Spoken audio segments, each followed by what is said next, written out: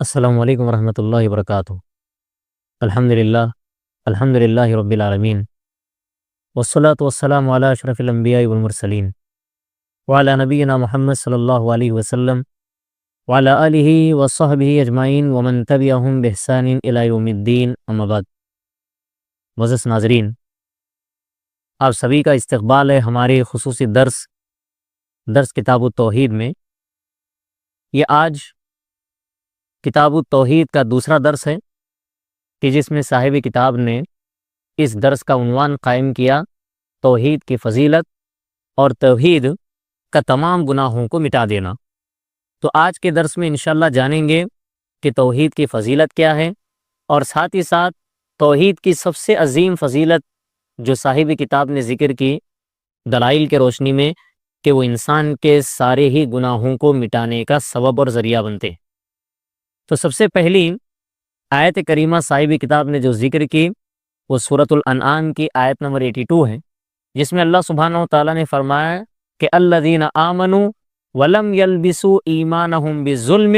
اولئک لہم الامن وہم مہتدون۔ اللہ سبحانہ و تعالیٰ نے کہا کہ وہ لوگ جو ایمان لائے اور اپنے ایمان کے ساتھ ظلم کو شامل نہیں کیا، تو انہی لوگوں کے لیے امن امان ہے، اور ایسے ہی لوگ ہدایت یافتہ ہیں۔ تو اس آیت کریمہ میں اللہ سبحانہ و تعالیٰ نے ایک بات یہ ذکر کی کہ جو لوگ ایمان لائے اور اپنے ایمان کے ساتھ ظلم کو شامل نہیں کیا۔ جب یہ آیت کریمہ نازل ہوئی تھی تو صحابہ کرام نبی علیہ الصلوۃ والسلام کے پاس آ کر کے انہوں نے یہ بات ذکر کی، اے نبی صلی اللہ علیہ وسلم، ذرا یہ بتائیے کہ ہم میں سے کون ایسا انسان ہے جو اپنے ایمان کے ساتھ ظلم کو شامل نہ کرتا۔ صحابہ کرام یہ سمجھ رہے تھے کہ ظلم کا معنی عام طور پہ جو ایک انسان دوسرے انسان کے ساتھ ظلم کا معاملہ کرتا ہے، تو اس آیت کریمہ کے اندر لفظ ظلم سے صحابہ کرام یہ ظلم مراد لے رہے تھے۔ تو نبی صلی اللہ علیہ وسلم نے فوراً بتایا، کہا کہ صحابہ وہ ظلم مراد نہیں ہے جو تم لے رہے ہو، تو اس ظلم سے مراد وہ ظلم ہے۔ نبی علیہ الصلوۃ والسلام نے حدیث کے اندر کہا الا تسمعوا ما قال العبد الصالح، کہ نبی علیہ الصلوۃ والسلام نے سوال کیا صحابہ کرام سے، کیا تم نے نہیں سنا جو ایک نیک بندے نے جو اپنے بیٹے سے کہا تھا؟ تو قرآن مجید میں اللہ سبحانہ و تعالیٰ نے سورۃ اللقمان کے اندر اللہ تعالیٰ نے لقمان علیہ السلام کا قول اپنے بیٹے کے حق میں انہوں نے ذکر کیا ہے۔ لقمان علیہ الصلوۃ والسلام نے کہا تھا یا بنی لا تشرک باللہ ان الشرک لظلم عظیم، اے میرے پیارے بیٹے، اللہ سبحانہ و تعالیٰ کے ساتھ شرک نہ کرنا، بے شک یہ شرک بہت ہی بڑا ظلم ہے۔ تو یہاں اس آیت کریمہ کے اندر جو ظلم ہے، اس ظلم سے مراد ظلم کی سب سے قبیح ترین صورت اللہ سبحانہ و تعالیٰ کے ساتھ ظلم ہے، یعنی شرک اکبر مراد ہے۔ تو یہ آیت کریمہ کا اب مطلب یہ ہوتا ہے کہ جو لوگ ایمان لائے اور اپنے ایمان کے ساتھ جنہوں نے ظلم کی ملاوٹ نہ کی، یعنی ایمان کے ساتھ جنہوں نے شرک نہ کیا ہو اللہ کے ساتھ، تو ویسے انسانوں کی دو فضیلت اللہ تعالیٰ نے بتائی۔ کہا کہ ایک تو ان لوگوں کے لیے امن و امان ہے، اور دوسری چیز بتائی کہ یہی لوگ ہیں جو ہدایت یافتہ ہیں۔ آپ دیکھیے کہ جو انسان توحید اختیار کرتا ہے، اللہ کے ساتھ کسی کو شریک نہیں کرتا ہے اس کی عبادت میں، ایسے انسان ہی کے لیے اللہ تعالیٰ کا وعدہ ہے کہ ان لوگوں کے لیے ہی امن و امان ہوگا۔ آج اگر ہم پوری دنیا کا جائزہ لیں گے تو جہاں پر مسلمانوں پر ظلم و ستم ڈھائے جا رہے ہیں، تو سب سے اس کی بنیادی وجہ یہی معلوم ہوتی ہے کہ مسلمانوں نے آج اللہ کی اس توحید کو ترک کیا ہے، چھوڑ دیا ہے۔ تو توحید کو چھوڑنے کی وجہ سے، شرک کو اپنانے کی وجہ سے دنیا کے اندر اللہ سبحانہ و تعالیٰ طرح طرح کے عذابات کو نازل فرماتا ہے۔ ان میں سے سب سے پہلا یا بنیادی عذاب اللہ سبحانہ و تعالیٰ کا بے امنی ہوتی ہے، بد امنی ہوتی ہے، فساد زمین کے اندر بچ جاتا ہے، پھیل جاتا ہے۔ تو ایسی صورت میں لوگوں کو سب سے پہلے اللہ سبحانہ و تعالیٰ کی توحید کو اختیار کرنا چاہیے، شرک سے باز آنا چاہیے، تبھی چل کر کے معاشرے کے اندر امن و امان قائم ہو سکتا ہے۔ اور دوسری چیز اللہ نے فرمائی وہم مہتدون، کہ دنیا میں بھی یہ لوگ ہدایت یافتہ ہوں گے اور آخرت میں بھی لوگ ہدایت یافتہ ہوں گے۔ دنیا میں ہدایت یافتہ کیسے ہوں گے؟ جو انسان توحید پر قائم رہتا ہے اللہ سبحانہ و تعالیٰ اسے ہر قسم کی شرک سے بچا لیتا ہے، چاہے وہ شرک اکبر ہو، چاہے وہ شرک اصغر ہو، چاہے وہ شرک خفی کیوں نہ ہو، اللہ سبحانہ و تعالیٰ ایسے انسان کو ہر قسم کی شرک سے حفاظت کر لیتا ہے، اور وہ انسان دنیا کے اندر صرف توحید کی وجہ سے ہدایت یافتہ کہلاتا ہے، اللہ کے سیدھی راہ پہ چل رہا ہوتا ہے۔ اور آخرت کے اندر ہدایت یافتہ کا کیا مطلب ہے؟ اہل علم بتاتے ہیں کہ آخرت میں اللہ سبحانہ و تعالیٰ ایسے انسان کو جنت نصیب کرتا ہے، اور جنت کی عظیم ترین نعمتوں میں سے ایک نعمت اللہ کی رضامندی اور اللہ سبحانہ و تعالیٰ کا دیدار ہے۔ تو معلوم یہ ہوا کہ جو انسان توحید پرست انسان ہے ویسے انسان ہی کے لیے دنیا میں امن و امان ہے، اور دنیا اور آخرت میں یہی انسان ہدایت یافتہ ہے۔ اس کے بعد صاحب کتاب نے مصنف رحمۃ اللہ علیہ نے صحیحین یعنی صحیح بخاری اور صحیح مسلم کی ایک اور حدیث انہوں نے پیش کی کہ جس کے اندر توحید کی فضیلت بیان کی گئی ہے، کہ جس کے راوی عبادہ ابن الصامت رضی اللہ تعالیٰ عنہ ہیں۔ وہ بیان فرماتے ہیں کہ نبی صلی اللہ علیہ وسلم نے فرمایا کہ جو انسان اس بات کی گواہی دے، اس بات کی شہادت دے کہ صرف اللہ سبحانہ و تعالیٰ ہی عبادت کے لائق ہے، اللہ سبحانہ و تعالیٰ ہی وحدہ لا شریک ہے، ایک ہے، تنہا ہے، اس کے علاوہ کوئی حقیقی معبود نہیں ہے، اور یہ کہ بے شک نبی محمد صلی اللہ علیہ وسلم اللہ سبحانہ و تعالیٰ کے بندے اور اس کے رسول ہیں۔ آگے نبی علیہ الصلوۃ والسلام نے کہا کہ عیسیٰ علیہ السلام اللہ کے بندے اور اللہ کے رسول ہیں، اور اللہ سبحانہ و تعالیٰ کا کلمہ ہے جو اللہ تعالیٰ نے مریم علیہ السلام کی جانب ان کا القاء کیا، اور وروح منہ، اللہ سبحانہ و تعالیٰ کی جانب سے اللہ سبحانہ و تعالیٰ کی ایک روح ہے۔ ذرا اس حدیث پہ تھوڑا سا غور کریں گے کہ جہاں پہ ابتدا ہی میں نبی صلی اللہ علیہ وسلم کی بات ذکر کر رہے ہیں کہ جو اس بات کی گواہی دے، تو گواہی کا مطلب ہوتا ہے شہادت۔ اہل علم بتاتے ہیں کہ شہادت یہ جو انسان گواہی دے گا توحید کی، تو کہتے ہیں کہ یہ تین طریقے سے دے گا۔ ایک تو زبان سے توحید کا اقرار کرے گا، دوسرا دل سے یہ چیز کو مانے گا کہ واقعتاً اللہ سبحانہ و تعالیٰ ہی حقیقی معنی میں معبود ہے، اور تیسرا یہ ہے کہ اپنے جوارے اور اپنے اعضاء کے ذریعے سے، عمل کے ذریعے سے ثابت کرے گا کہ وہ صرف اللہ سبحانہ و تعالیٰ ہی کی عبادت کرے گا۔ مثلا جو انسان نماز پڑھے گا وہ نماز اللہ سبحانہ و تعالیٰ کے لیے ہوگی، روزہ رکھے گا صرف اللہ سبحانہ و تعالیٰ کے خاطر روزہ رکھے گا، قربانی کرے گا صرف اللہ سبحانہ و تعالیٰ ہی کے لیے قربانی کرے گا، حج کرے گا صرف اللہ سبحانہ و تعالیٰ کے لیے حج کرے گا، سجدہ بھی اگر کرے گا تو صرف اللہ سبحانہ و تعالیٰ کے سامنے سجدہ کرے گا۔ یہ اعضاء و جوارے کے ذریعے سے اسے ثابت کرنا ہوگا کہ وہ اللہ سبحانہ و تعالیٰ کی توحید کی گواہی دے رہا ہے۔ تو یہ معنی ہے شہادہ۔ آپ دیکھیے کہ توحید کی جو اہمیت ہے وہ یہی ہے کہ جہاں پر اسلام کے 5 ارکان بیان کیے گئے، اس میں سے سب سے پہلا رکن یہی ہے، یہ قرار دیا گیا شہادتین، مطلب 2 چیزوں کا اقرار کرنا، ایک تو اللہ سبحانہ و تعالیٰ ہی کی یہ گواہی دینا کہ وہی سچا معبود ہے، اور دوسرا یہ گواہی دینا کہ محمد صلی اللہ علیہ وسلم اللہ کے بندے اور اس کے رسول ہیں۔ یہاں اس حدیث کے اندر دوسری بات یہی بتائی جا رہی ہے وَأَنَّ مُحَمَّدًا عَبْدُهُ وَرَسُولُهُ، کہ محمد صلی اللہ علیہ وسلم اللہ کے بندے اور اس کے رسول ہیں۔ اور اس حدیث میں تیسری بات جو بتائی گئی بطور خاص عیسیٰ علیہ السلام کا ذکر کیا گیا۔ اہل علم بتاتے ہیں کہ یہ اصل میں نبی علیہ السلام نے عیسیٰ علیہ السلام کا ذکر اسی لیے کیا کیونکہ یہاں بطور خاص یہودیوں کا رد تھا، کیونکہ عام طور پہ یہودی صرف موسیٰ علیہ السلام کو ماننے والے لوگ تھے اور عیسیٰ علیہ السلام کو لوگ ماننے والے نہیں تھے۔ اور آپ یہ دیکھیں گے اہل علم بتاتے ہیں کہ عیسیٰ علیہ السلام کو لے کر کے لوگوں کے درمیان میں 3 طبقات پائے جاتے ہیں۔ ان میں سے ایک طبقہ ایسا ہے لوگوں کا جو عیسیٰ علیہ السلام کے حوالے سے غلو کا شکار ہے، مطلب نصارہ وہ لوگ جو عیسیٰ علیہ السلام کو پیغمبر مانتے ہیں، لیکن انہوں نے عیسیٰ علیہ السلام کی ذات میں ایسا غلو کیا کہ کہیں عیسیٰ علیہ السلام کو اللہ کا بیٹا نعوذ باللہ قرار دیا، تو کہیں عیسیٰ علیہ السلام کو اللہ سبحانہ و تعالیٰ ہی قرار دیا، تو کہیں عیسیٰ علیہ السلام کو 3 خداؤں میں سے ایک خدا مان لیا۔ لہٰذا یہ نصارہ کا غلو عیسیٰ علیہ السلام کے تعلق سے ہے۔ اور دوسرے قسم کے لوگ عیسیٰ علیہ السلام کے متعلق وہ لوگ یعنی یہودی جو عیسیٰ علیہ السلام کو عام طور پہ مانتے ہی نہیں ہیں۔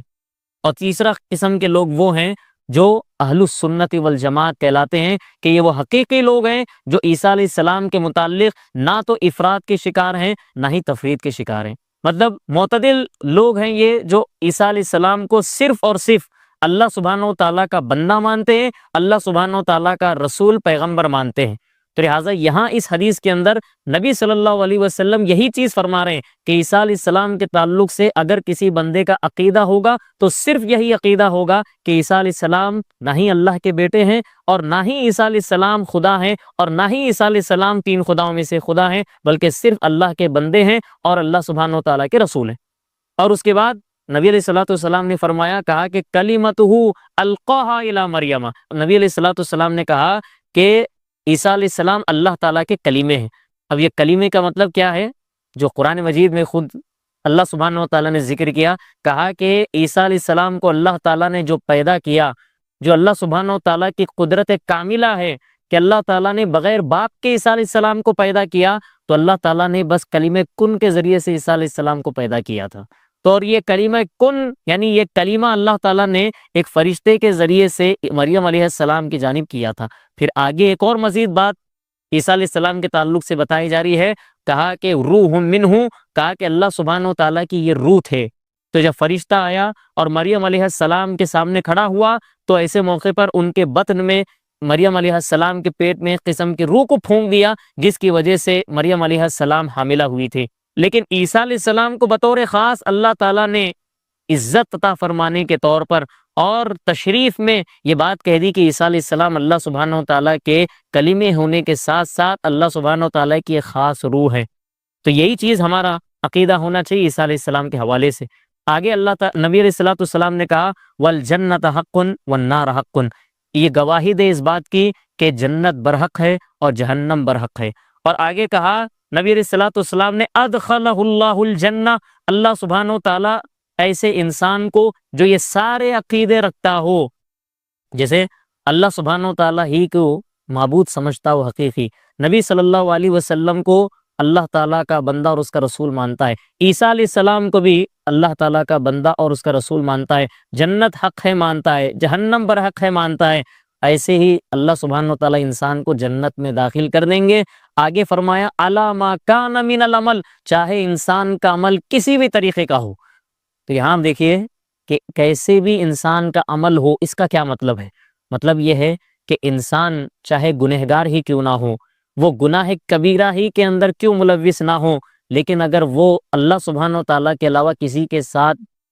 کسی کو شریک نہ قرار دیتا ہو، تو یہ انسان ایک نہ ایک دن انشاءاللہ جنت کے اندر جائے گا۔ ذرا اس لفظ پہ غور کرتے، ادخلہ اللہ الجنہ، اللہ سبحانہ و تعالیٰ انسان کو جنت کے اندر داخل کر دیں گے۔ اہل علم بتاتے ہیں کہ عام طور پہ جنت میں ایک انسان کس طریقے سے جاتا ہے، یعنی وہ ایک انسان جو دنیا کے اندر صرف اللہ کی اطاعت کرتا ہے، عبادت کرتا ہے، گناہ سے بچتا ہے، اللہ سبحانہ و تعالیٰ بغیر جہنم میں ڈالے ایسے انسان کو ڈائریکٹ جنت کے اندر داخلہ دیتے ہیں۔ اور دوسرے قسم کے لوگ جو جنت میں جائیں گے، ان کی قسم ایک یہ بھی ہوگی کہ گناہوں کی وجہ سے، سستی اور کاہلی کی وجہ سے ایسے لوگ اللہ سبحانہ و تعالیٰ سب سے پہلے جہنم کے اندر ان کو داخل کر دے گا، پھر وہاں سے توحید کی وجہ سے اللہ تعالیٰ انہیں جہنم سے نکال کر جنت کے اندر اللہ تعالیٰ انہیں داخلہ دے دیتے ہیں۔ پھر اس کے اندر بھی اہل علم بتاتے ہیں کہ اگر مان لیے کہ کوئی انسان گنہگار ہے لیکن اللہ سبحانہ و تعالیٰ کے یہ ماتحت ہے، یہ مشیت الہی ہے، مطلب ایسا ہے کہ اللہ سبحانہ و تعالیٰ چاہے تو اس انسان کے گناہوں کو یوں ہی معاف کر کے اللہ سبحانہ و تعالیٰ پھر اس کو جنت میں داخل دے دے، یا کبھی ایسا ہوتا ہے کہ اللہ سبحانہ و تعالیٰ بغیر انسان کے گناہوں کو معاف کرے، جہنم میں ڈال کر کے جہنم سے پھر اسے انسان کو جنت میں داخل کر دیں گا۔ تو معلوم یہ ہوا کہ ایک انسان جہنم سے نکل رہا ہے، جہنم سے بچ رہا ہے، اس کا بنیادی سبب بتایا گیا کہ یہ توحید کی وجہ سے ہے۔ تو یہ دوسری حدیث تھی جو انہوں نے پیش کی، جس میں اللہ سبحانہ و تعالیٰ نے یا نبی صلی اللہ علیہ وسلم نے اللہ کے متعلق کہا کہ ایسے انسان کو اللہ جنت میں داخل کر دے گا۔ ایک اور حدیث جو صحیح بخاری سے مسلم کی حدیث ہے، راوی حدیث عتبان رضی اللہ تعالیٰ عنہ ہے، وہ بیان فرماتے ہیں کہ نبی علیہ الصلوۃ والسلام نے فرمایا فَإِنَّ اللَّهَ حَرَّمَ عَلَى النَّارِ مَنْ قَالَ لَا إِلَهَ إِلَّا اللَّهُ يَبْتَغِي بِذَلِكَ وَجْهَ اللَّهِ۔ نبی علیہ الصلوۃ والسلام نے کہا کہ بے شک اللہ سبحانہ و تعالیٰ نے جہنم کو ایسے انسان پر حرام قرار دیا ہے جو انسان زبان سے، دل سے، اپنے عمل سے یہ کہے لا الہ الا اللہ، کہ اللہ سبحانہ و تعالیٰ کے علاوہ کوئی حقیقی معبود نہیں ہے، اور آگے آپ نے فرمایا کہ صرف اللہ سبحانہ و تعالیٰ کی رضا جوئی کے لیے، اس کو خوش کرنے کے لیے، اس کی خوشنودی کے لیے کوئی انسان یہ عمل کرے گا تو یہ فضیلت بیان کی گئی کہ اللہ تعالیٰ جہنم پر ایسے انسان کو حرام قرار دے گا۔ تو معلوم یہ ہوا کہ یہ بھی توحید کی ایک عظیم فضیلت بیان کی گئی۔ جو انسان اللہ کی توحید کو اختیار کر لیتا ہے، اللہ تعالیٰ ایسے انسان کو جہنم پر حرام قرار دیتا ہے، یا جہنم ہی کو ایسے انسان پر اللہ سبحانہ و تعالیٰ حرام قرار دیتے ہیں۔ ایک چوتھی دلیل جو صاحب کتاب نے مصنف رحمۃ اللہ علیہ نے ذکر کی، ابو سعید خدری رضی اللہ تعالیٰ عنہ کی وہ حدیث ہے کہ جس میں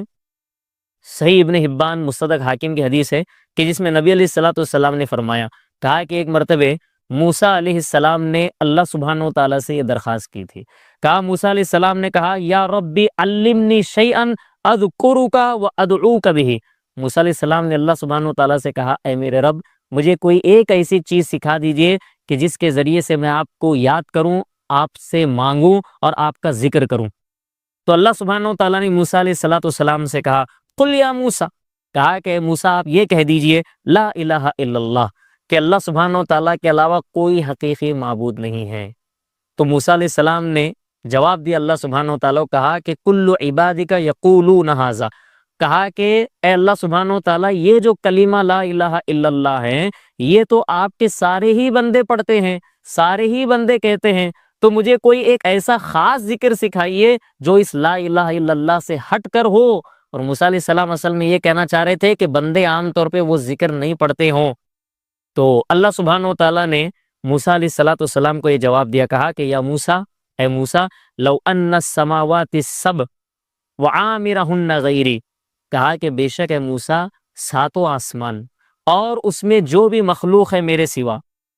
میرے علاوہ جو مخلوقات ہیں ساتوں آسمان میں، وہ والارضین السبع، اور ساتوں زمین، فی کفۃ، ایک ترازو کے پلڑے میں اگر رکھ دیے جائیں۔ آگے نبی علیہ الصلوۃ والسلام نے کہا کہ اللہ تعالیٰ نے کہا کہ ولا الہ الا اللہ فی کفۃ، اور کلمہ لا الہ الا اللہ ترازو کے ایک پلڑے میں رکھ دیا جائے، مالت بہن لا الہ الا اللہ، یہ جو لا الہ الا اللہ کا پلڑا تھا وہ ساتوں آسمان اور ان کی مخلوق اور ساتوں زمین پر یہ لا الہ الا اللہ کا پلڑا سبحان اللہ بھاری پڑ جائے گا۔ تو اللہ سبحانہ و تعالیٰ نے موسیٰ علیہ السلام کو ایک بات یہ بتائی، یہ جو کلمہ لا الہ الا اللہ ہے یہ اتنا عظیم کلمہ ہے، اتنا اہم کلمہ ہے، لا الہ الا اللہ جو زبان سے انسان کہتا ہے تو لہٰذا اس کے نیک اعمال میں یہ اتنا وزنی اور اتنا بھاری ہوگا سبحان اللہ کہ سارے اعمال پر اس کی یہ توحید، یہ کلمہ لا الہ الا اللہ بھاری پڑ جائے گا۔ اس کے علاوہ صاحب کتاب نے جو آخری حدیث پیش کی ہے ترمذی کی حدیث ہے کہ جس میں نبی صلی اللہ علیہ وسلم نے فرمایا، انس رضی اللہ تعالیٰ عنہ راوی حدیث ہے، وہ بیان فرماتے ہیں کہ نبی علیہ الصلوۃ والسلام نے کہا،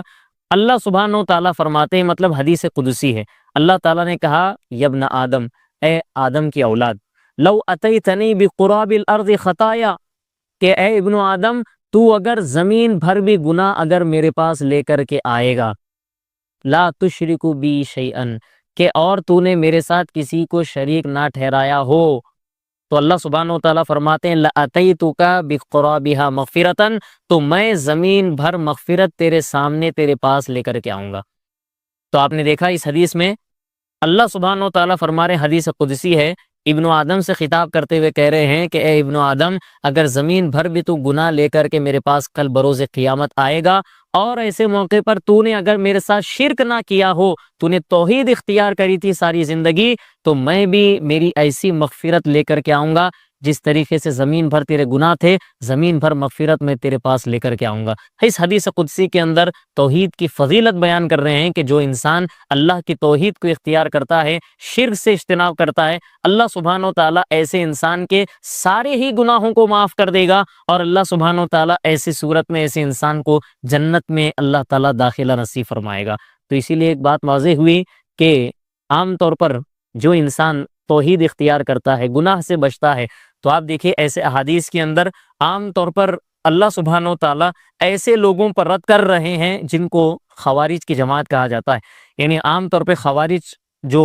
فرقہ، جو باطل فرقہ ہے، اس کے تعلق سے ایک بات مشہور ہے، وہ یہ عقیدہ رکھتے ہیں خوارج کہ جو بھی انسان کبیرہ گناہ کرنے والا ہے وہ کافر ہے، اسلام کے دائرے سے خارج ہے۔ لیکن یہاں اس حدیث کے اندر بیان کیا جا رہا ہے کہ جو انسان گناہ بھی اگر لے کر کے آئے، کبیرہ گناہ بھی کر لے، تب بھی وہ انسان کافر نہیں ہے، تب بھی وہ انسان توحید کی وجہ سے ایک نہ ایک دن انشاءاللہ جنت کے اندر داخل ہوگا۔ تو معلوم یہ ہوا کہ یہ اللہ سبحانہ و تعالیٰ کی مشیت کے تابع چیز ہوتی ہے۔ اللہ سبحانہ و تعالیٰ اپنے ارادے سے جس انسان کو چاہے جنت میں داخل کر دے توحید کی وجہ سے، یا جس انسان کو چاہے جہنم میں ڈال کر، پھر اس کے بعد اللہ سبحانہ و تعالیٰ اس کو پاک و صاف کرنے کے بعد، سزا بھگتنے کے بعد اس انسان کو جنت میں بھی اللہ سبحانہ و تعالیٰ داخل فرما دیں گے۔ تو یہ آج کے دوسرے درس میں صاحب کتاب نے جو دلائل پیش کیے تھے توحید کی فضیلت اور توحید سارے گناہوں کے مغفرت کا ذریعہ بنتی ہے، یہ عنوان قائم کر کے صاحب کتاب نے جو 5 دلائل کتاب و سنت سے دیے تھے،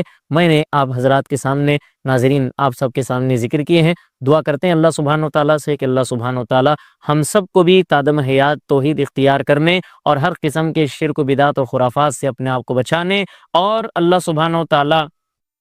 ہم سب کو توحید کو عام کرنے، توحید کو پھیلانے اور ایسے موقع پر شرک کا خاتمہ کرنے کی اللہ سبحانہ وتعالی ہم سب کو توفیق نصیب فرمائے، آمین۔ وصلی اللہ علی نبینا محمد وعلی آلہ وصحبہ اجمعین۔ السلام علیکم ورحمۃ اللہ وبرکاتہ۔